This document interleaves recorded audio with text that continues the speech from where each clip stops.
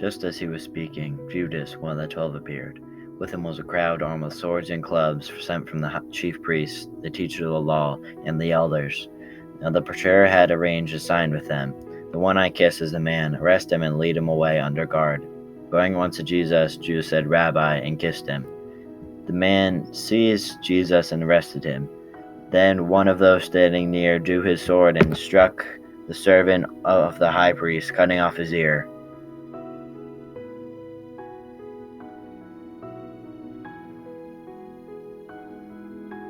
Am I leading rebellion, said Jesus, that you have to come out with swords and clubs to capture me? Every day I was with you, teaching in the temple courts, and you did not arrest me, but the scriptures must be fulfilled. Then everyone deserted him and fled.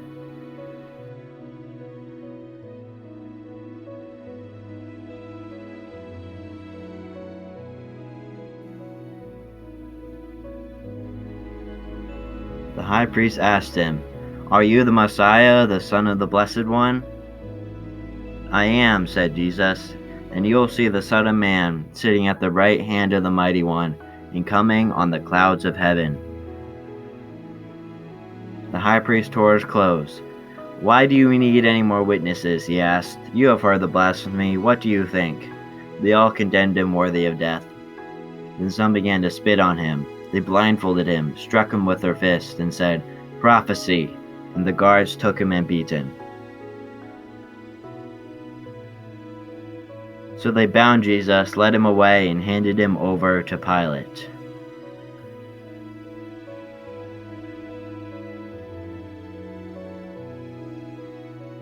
Are you the king of the Jews? Asked Pilate. You have said so, Jesus replied. Aren't you going to answer? See how many things they are accusing you of. But still Jesus made no reply, and Pilate was amazed.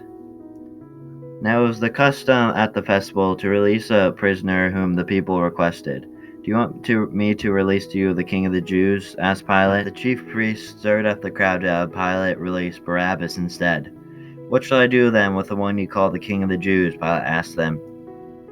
Crucify him, they shouted. Why? What crime has he committed? But they shouted all louder, Crucify him. Wanting to satisfy the crowd, Pilate released Barabbas to them. He had Jesus flogged and handed him over to be crucified. The soldiers led Jesus away into the palace, that is, the Praetorium, and called together a whole company of soldiers.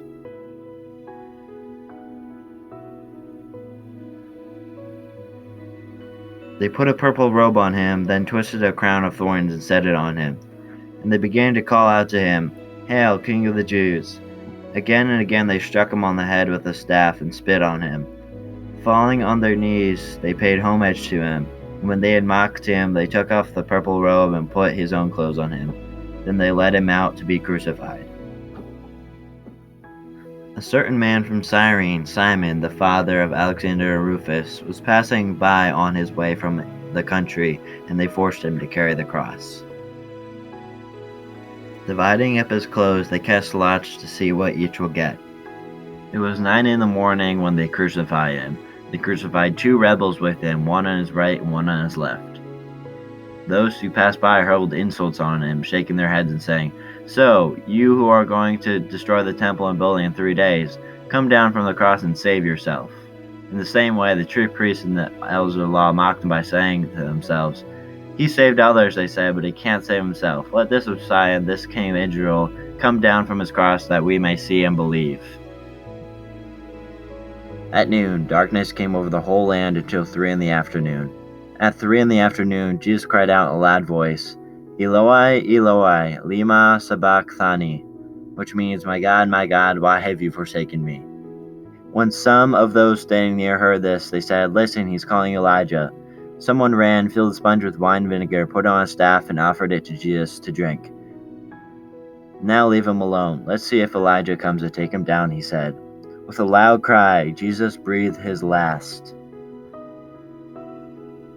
And when the centurion who stood in front of Jesus saw how he died, he said, Surely this man was the Son of God. Joseph of Arimathea, a prominent member of the council, went boldly to Pilate and asked for Jesus' body. Pilate was surprised to hear he was already dead. He gave the body to Joseph. So Joseph took down the body and wrapped it in linen. He then placed it in a tomb cut out of rock. Then he rolled a stone against the entrance of the tomb. The Marys saw where he was laid. Very early the next week, they were on their way to the tomb when they asked each other who would roll the stone away. When they looked up, they saw that the stone had been rolled away.